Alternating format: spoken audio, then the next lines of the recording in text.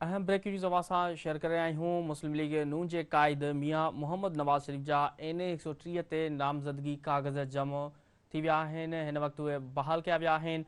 Breaking news अवां सां share करे रहिया आहियूं। मुस्लिम लीग नून जे क़ाइद मियां मोहम्मद नवाज़ शरीफ़ जा NA 130 ते नामज़दगी कागज़ बहाल थी विया आहिनि। ब्रेकिंग न्यूज़ अवां सां शेयर करे रहिया आहियूं। मुस्लिम लीग नून जे क़ाइद मियां मोहम्मद नवाज़ शरीफ़ जा NA 130 ते नामज़दगी कागज़ बहाल थी विया आहिनि। अहम ब्रेकिंग न्यूज़ अवां सां शेयर कर रहे आहियूं। हीअ अहम ख़बर आहे जेका अवां सां शेयर कर रहे आहियूं। मुस्लिम लीग नून जे क़ाइद मियां मोहम्मद नवाज़ शरीफ़ जा NA 130 ते नामज़दगी कागज़ बहाल थी विया आहिनि। ख़बर अवां सां शेयर कर रहिया आहियूं। मुस्लिम लीग नून जे क़ाइद मियां मोहम्मद नवाज़ शरीफ़ जा NA 130 ते नामज़दगी कागज़ बहाल थी विया आहिनि।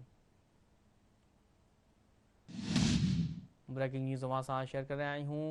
मुस्लिम लीग नून जे क़ाइद मियां मोहम्मद नवाज़ शरीफ़ जा NA 130 ते नामज़दगी कागज़ बहाल थी विया आहिनि।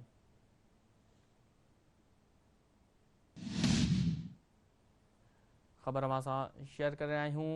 मुस्लिम लीग नून जे क़ाइद मियां मोहम्मद नवाज़ शरीफ़ जा NA 130 ते नामज़दगी कागज़ बहाल थी विया आहिनि।